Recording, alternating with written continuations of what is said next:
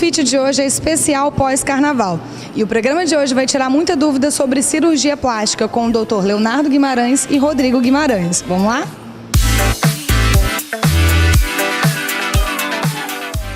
Estilo Fit hoje começa falando sobre um assunto muito interessante, que são as cirurgias plásticas. E eu tô aqui com o Dr. Leonardo Guimarães e Rodrigo Guimarães, e eles vão tirar muitas dúvidas pra gente sobre esse assunto. Eu queria saber se é verdade que o Brasil é o país que lidera nessa questão de cirurgia plástica. É verdade isso? Eu acho que assim, o Brasil, junto com outros países, como os Estados Unidos e tal, são, eu acho que os principais países que fazem mais cirurgia plástica e predominam alguns tipos de cirurgia, eu acho, né? Pela nosso grande litoral, nossa área de exposição ao corpo, ao culto pelo corpo, né? As cirurgias de contorno corporal, entre elas lipoaspiração, prótese de mama, cirurgia do glúteo, são acho que as que são mais feitas, né? E em números bastante... Sem dúvida, hoje no mundo nós temos aproximadamente 23 milhões de cirurgias plásticas sendo realizadas anualmente, e no Brasil em torno de 1.200.000, então assim, junto com os Estados Unidos hoje, uma proporção muito grande do que se é realizado no mundo, nós fazemos isso. Somos vaidosos, né? Somos. Então, eu queria esclarecer uma dúvida que eu quero, assim, compartilhar as dúvidas que eu recebo no consultório, né? Que a gente sabe que cirurgia e emagrecimento são duas coisas que andam juntinhas. Então, eu quero frisar muito a segurança, o papel do médico, os conselhos que a gente dá, que é muito importante, e falar sobre aqueles cuidados que vocês sempre ressaltam depois da cirurgia plástica. Atividade física, esperar o tempo certo, até alguns alimentos também têm essa particularidade, alguns alimentos que não são indicados no pós e no pré-operatório. Eu queria saber quais são os riscos que de verdade a gente impede quando a gente dá essas dicas e a importância do paciente seguir isso. Então, na cirurgia plástica, quando você se submete a um procedimento, entender que esses conselhos, eles são muito mais que conselhos. Eles fazem parte das obrigações que os pacientes têm que seguir no pós-operatório. Dentre elas, o repouso é super importante, porque um trauma no local cirúrgico, isso pode atrapalhar, e o que você quer, na verdade, é uma boa recuperação, uma boa cicatrização. E a partir do momento que você atrapalha essa cicatrização, você pode, no futuro, ter um resultado indesejado. Eu costumo falar com meus pacientes que assim, o processo, o resultado final, né, vai depender tanto da nossa cirurgia, da técnica que a gente usa, mas os cuidados pós-operatórios são tão importantes quanto a nossa cirurgia. Então, o Dr. Leonardo falou a respeito do eventualmente algum acidente e tal, e outra queixa comum, outra dúvida comum é a respeito de atividade física, exposição solar. Então, a exposição solar no pós-operatório é uma coisa que a gente procura evitar ao máximo, então, nos primeiros 3, 4 meses após a cirurgia a gente tem que evitar, sob risco de ter uma cicatrização um pouco não tão agradável, mais escurecida. E outro tópico importante é a atividade física, né? Então também é uma dúvida comum, quando que a gente pode voltar a fazer atividade física? Ansiedade, né? Gente, sempre tem uma ansiedade. Às vezes o paciente nem fazia nenhum tipo de atividade física antes da cirurgia, mas aquilo é um gatilho para ela voltar a fazer ou começar a fazer. Então isso é uma dúvida frequente. E a atividade física, no pós-operatório inicial, ela é um pouco prejudicial. Então, normalmente, dependendo da cirurgia, essas atividades físicas vão retornar em torno de 45 dias a 2 meses, dependendo de cada tipo de cirurgia, né? A atividade física precoce predispõe a algumas coisas, uma cicatriz mais alargada, a formação de estrias. Então, assim, esse repouso no pós-operatório... Um rompimento dos pontos, exatamente. Então, assim, a atividade física tem que esperar um pouquinho, pelo menos uns 45 dias a 2 meses, entendeu? Para iniciar. Eu imagino que deve ser muito difícil, porque a maioria do público, tanto para né, de nutrição, quanto para cirurgia plástica, é feminino. Sim. E mulher e ansiedade são sinônimos, então deve ser muito complicado. Queria falar sobre outra questão muito importante, que é a influência. Existe algum tipo de paciente que vem aqui que vocês percebem uma possível influência por terceiros? Pai, mãe, namorado, tem isso? Isso acontece? É comum, sim. Isso faz parte da nossa anamnese, no exame físico, na conversa com o paciente, é importante. Para esclarecer, essa anamnese é quando vocês conhecem o paciente? Isso, é conversar com o paciente, entender a queixa do paciente. E é importante, nesse momento, que você entenda se essa queixa é do paciente, se realmente aquilo incomoda o paciente, é uma mama que está incomodando, é o abdômen que está incomodando, ou, na verdade, está incomodando o marido. Muitas vezes a gente pega aqui um paciente que o marido toma conta da consulta inteira, indicando a cirurgia, falando o que está incomodando a ele. E isso para a gente pode ser um problema no futuro. Se hoje um abdômen que não te incomoda, colocando no lugar do paciente, uma mama que não te incomoda, você opera para agradar uma pessoa, no futuro você vai ter uma cicatriz. Sim. E essa cicatriz pode passar a te incomodar. Então, uma coisa que não te incomodava pode passar a te incomodar. Então, cirurgia plástica tem que ser sempre para você.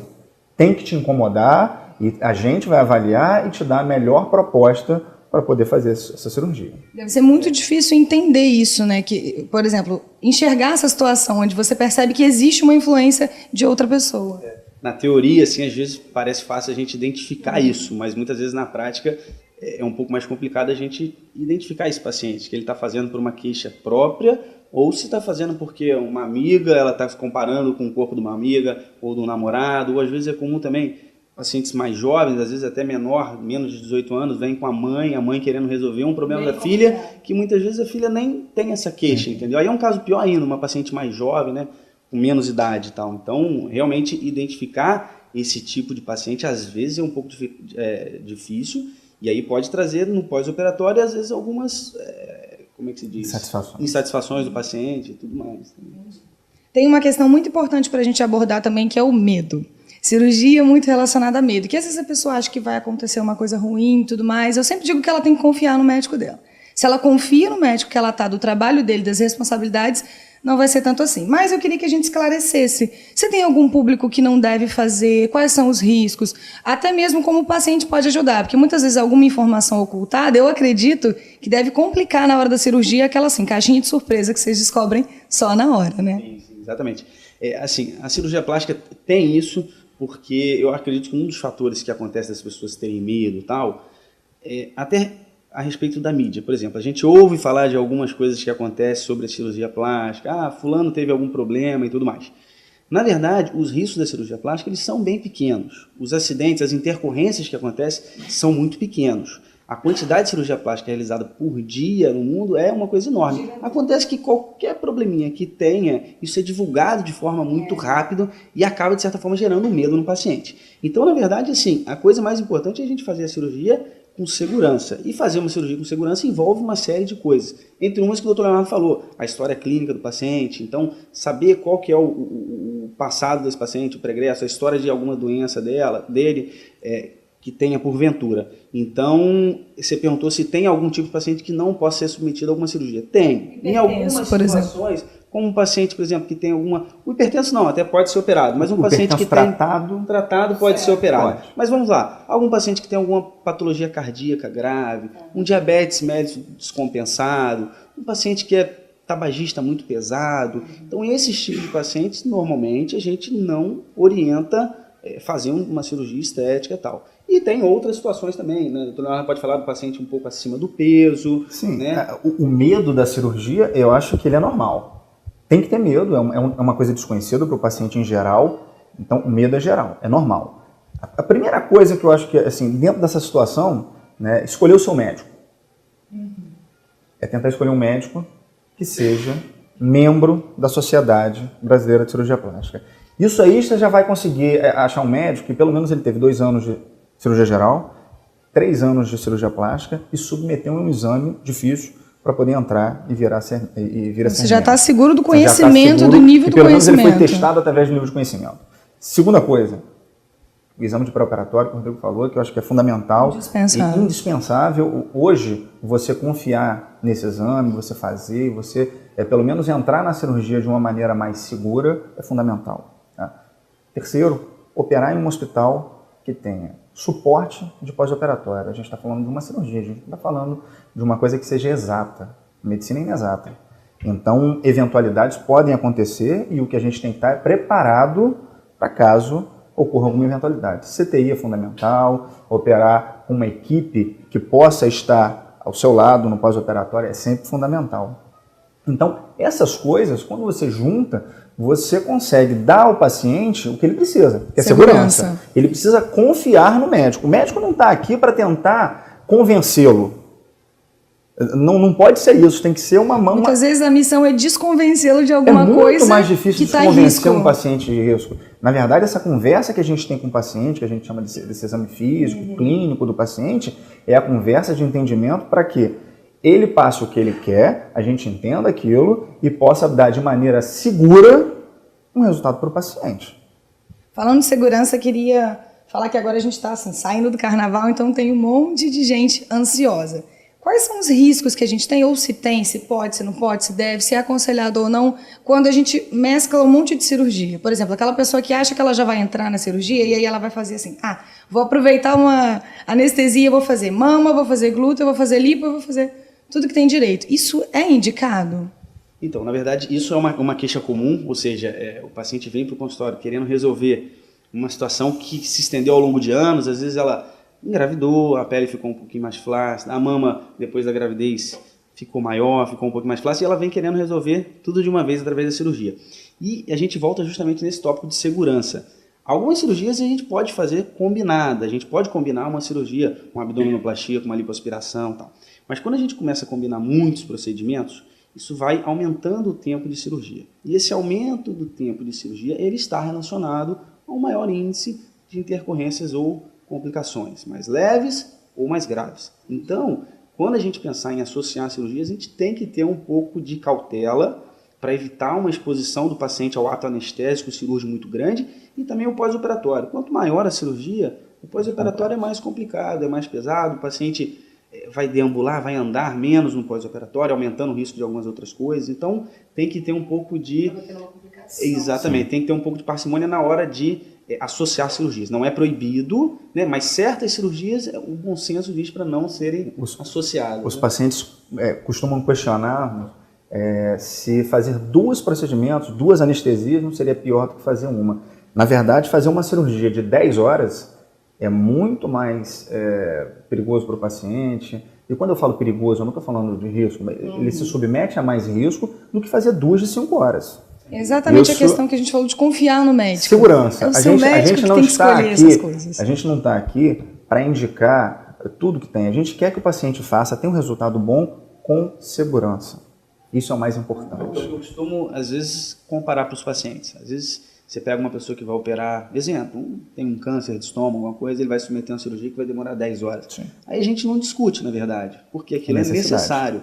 Aquilo não é estética, é doença. O risco daquela doença evoluir é maior do que o risco da cirurgia. Mas quando a gente entra na nossa área, que é uma cirurgia estética, né, uma cirurgia de 8, 9 horas, tal, o risco é muito maior. Então a gente concorda que não seja o ideal. E aí a gente diminui um pouco esse tempo cirúrgico, entendeu?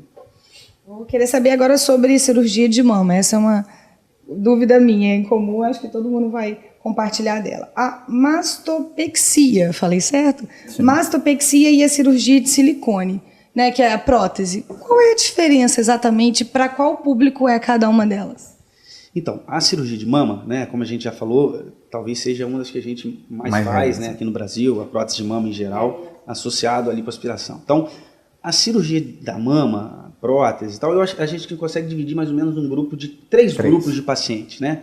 Então, o primeiro grupo de pacientes são, talvez a mais comum de todas, são os pacientes mais jovens, a faixa etária mais jovem, 20 anos, 19, 25 anos, pacientes que em geral não amamentaram e que têm uma mama pequena e que estão insatisfeitos, querem aumentar o volume da mama. Então essa cirurgia normalmente é feita com pequenas incisões, a inclusão da prótese e um resultado bem satisfatório, uma cirurgia de recuperação mais rápida. Tal. Seria mais simples, então? Relativamente mais simples, com um bom resultado. Sim. E a partir daí nós temos as outras. Léo pode explicar um pouquinho melhor sobre a mastopexia. A mastopexia, na verdade, quando você já tem uma paciente que já amamentou, ou perdeu peso, ou envelheceu e a mama caiu, né, tem uma ptose mamária, que é a queda da mama, e aí você faz a inclusão de um implante, você coloca uma prótese e ajusta a pele para que a mama volte para a posição.